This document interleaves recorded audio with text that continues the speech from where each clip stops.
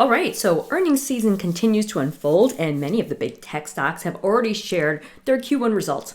But here's the thing, those guys are big movers and they are big members of the S&P 500 and more. So, as you can see per this poll I put out to our members Facebook group, private super secret group that you get to be in if you're a member of one of my courses, I asked and said, hey, which Magnificent 7 stocks do you actively trade? And here are the results from those who voted.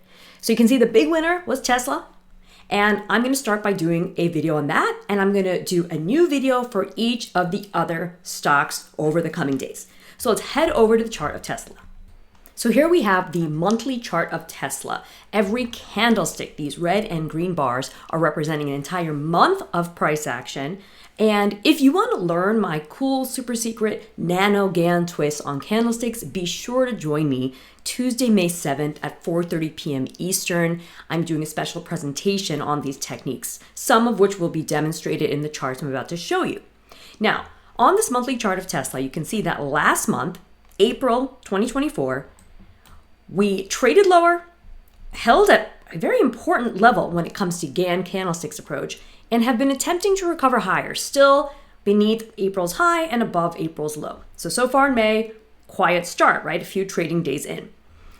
Overall, the trend on the Tesla chart is down to the right since July of 2023. So there's lots more area to cover before I think Tesla is in a bullish situation. However, it's starting to show the first signs that it may want to resume higher. In combination between the price action, specifically the relationship to the Gann candlesticks, as well as the holding of the bull support power zone on my RSI power zones. This is my favorite momentum indicator. All right, now let's head over to a weekly chart. All right, so here we have the weekly candlesticks chart for Tesla. Lots of other annotations pertaining to my trifecta approach to trading. So if you're new here, I'm Hima Reddy. I use price action, market timing, as in forecasting, and momentum, like my RSI power zones down below, to help boost my trading and that of our tribes. And after the earnings release for Q1, and there was this gap higher into the week ending May 3rd, you can see again that there was a pause in price at a significant level. This ties back to some of my favorite techniques to identify support and resistance that I teach in the 4 zones RSI coverage system. And again, those good old candlestick twists that I'll be diving into live this week. All right, so where are things now? Well, we're still within last week's range, but last week's low now becomes an important support level. So we want to make sure we keep an eye on that. Now I use pink to identify support levels or price floors, and then I use blue for price ceilings. So I'm just going to mark those off on my weekly chart. If I was an active Tesla trader, what I would do is put alerts. So here on TradeStation, you can edit horizontal line. You can go over to alert, click that on. And that way, every time or when the price action gets to either of those levels, it will tell you so you can be ready for a breakout. I'm a big fan of alerts, and you can use them no matter what you're trading. All right, so here's the picture on the weekly. We can still see that decline from July of 2023, but this really big surge right before earnings release and push higher. Here's the thing. The current downtrend in Tesla, okay, coming back to simple price action, what I refer to as Gann's drives, they are showing that 205.60, the high from the week ending March 1st, is the level to beat, okay? Until Tesla gets above 205.60, I'm sorry, the bulls just don't have full control. That's what the chart's telling me. All right, let's round this out on a daily chart and go intraday. So here we are on the daily chart. So this first gap here, okay, this rising window as it's called in candlesticks, was after the earnings release.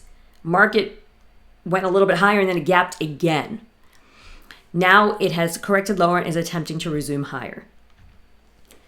While we are above 172.12, which is the lower edge of the most recent gap, that gives short-term bulls, okay, the short-term folks who are really trying to take Tesla shares higher, it gives them room to go higher. But remember, per the weekly chart, the big level that needs to be sort of defeated or overcome is that 205.60. That's still important. So if there's any sort of short-term plays you make to the upside on Tesla, which there's room for, per price action, momentum, and even market timing, keep in mind 205.60 is probably about as far as it's going to go in the short term before either pausing or consolidating.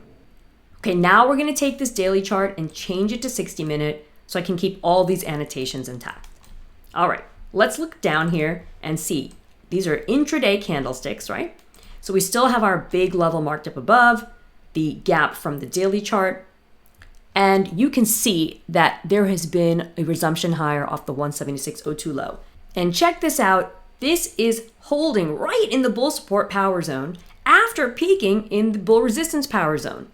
So on the intraday chart of Tesla, the action since that April 22nd low has given you several clues that short-term bulls are trying to push higher and they're trying to turn this chip around. So big picture, it still has to get above 205.60 to think about more of a buy and hold strategy or holding shares of Tesla for weeks or months. But in the short term, bulls have some legs. And we will take a closer look at this chart, among others, when I teach on candlesticks live May 7th at 4:30 p.m. Eastern. Look forward to seeing you there, and I'll catch you in my next Mag 7 update.